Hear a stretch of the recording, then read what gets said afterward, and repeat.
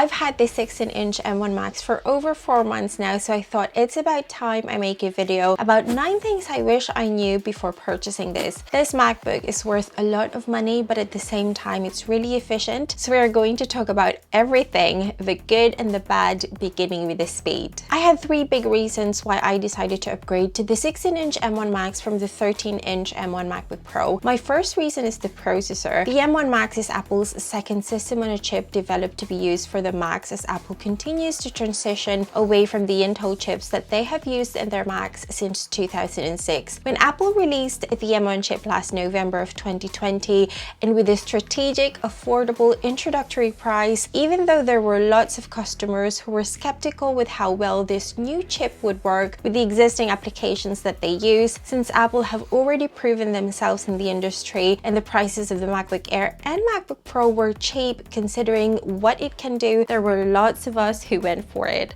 Fast forward to today, we now know how fast, efficient, and functional Apple's M1 chip is.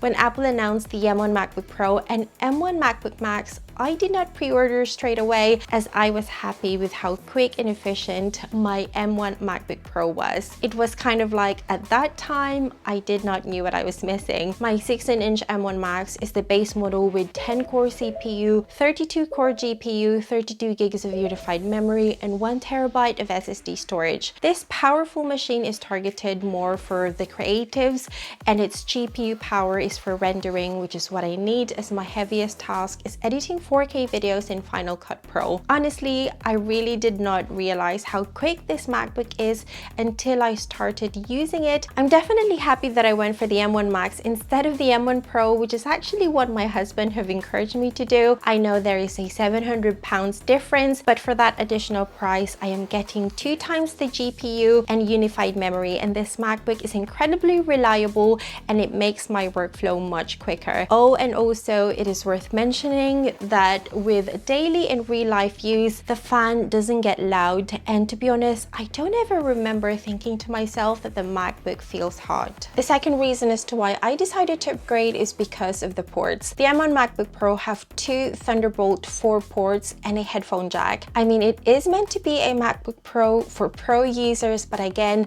I believe this is Apple's strategy to give M1 users more reason to upgrade. The M1 MacBook Max, which is also similar to the M1 MacBook Pro, have 3 Thunderbolt 4 ports, an HDMI port, SDXC card slot, a MagSafe port, and a headphone jack. If you are an M1 MacBook Pro or an M1 MacBook Air user who mainly uses their laptop for creative purposes, or if you require more ports, you know how much of a pain the lack of port is. For me personally, that meant an SD card reader, a Samsung T7, and no more slots for charging nor my external monitor. I think M1 users know the dongle life too well. I mean, it is okay for the most part, you are working on your desk, but for users like myself who is constantly working in different locations with vigilant little hands always in the move, it can seriously become a bit of a pain. So having more ports has definitely been life-changing for me. Not having any more dongle has been a lot easier, especially I always have my little boy around when I'm doing a bit of work on my MacBook. One thing that I wish Apple could have done better though is that the SDXC card slot can be a bit slow sometimes, and sometimes I have to insert my card a few times before my Mac recognizes it. Over 4 months of using this 16-inch MacBook Pro M1 Max, and I can say it really is huge, which has its advantages and disadvantages. The massive real estate is really brilliant for editing videos and multitasking. I have more space and I can see more details in my timeline. I can open all the applications that I need and I can see everything comfortably. The disadvantage of going for the 16-inch over the 14-inch for me is that it can be too big sometimes. I say sometimes because for the most part I prefer the functionality of the 16-inch. We have taken this on a holiday once and I don't think it's heavy or too difficult to carry. However, there are instances where I can really see how massive it is, just like when I place it on my desk and it covers my external monitor, so I always have to use it in clamshell mode. I also feel like it is too big when I'm working, and when my little little boy is around, as he would just randomly jump all over me or shove a toy on my lap that he would like to show me, I do feel scared that he would accidentally hit my MacBook. Even though this is my first ever massive 16-inch laptop, as I previously owned smaller MacBooks because of my current workflow, moving forward I would be sticking to the 16-inch as the massive real estate, which helps me work more efficiently, outweighs the disadvantage of feeling that the 16-inch could be a bit too big and vulnerable at times. The cost of this MacBook have definitely stopped me from pre-ordering it after the launch, and watched quite a few videos from smaller channels who weren't giving the MacBooks for free, not because of the lack of trust, but simply because I wanted to see how they feel about the speed and the quality of the MacBook after spending such amount of money. Without a doubt, this MacBook, or whatever powerful computers that Apple releases, is incredible. However, it is another story if you actually spend your hard-earned money to get one. It puts things into perspective if the added power is worth it, considering I was already an M1 MacBook Pro user.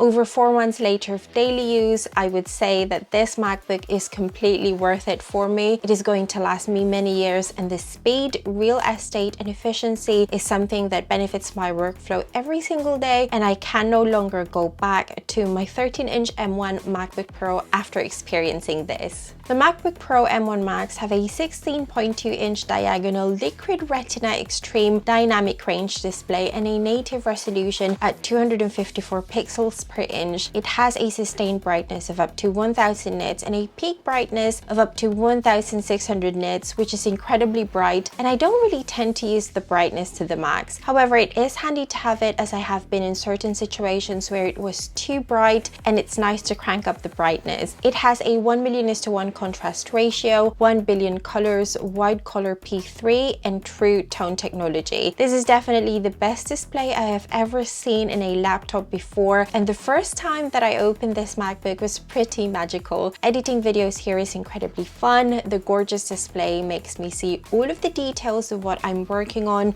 Consuming on this MacBook is also amazing because of the image quality and the high fidelity 6-speaker sound system with force cancelling woofers and wide stereo sound. The 16-inch M1 Max has support for spatial audio when playing music or video with Dolby Atmos on built-in speakers. The notch was pretty controversial at the beginning because there were a few users concerned about it. It made me think too. However, immediately after using this M1 Max, it really doesn't bother me at all.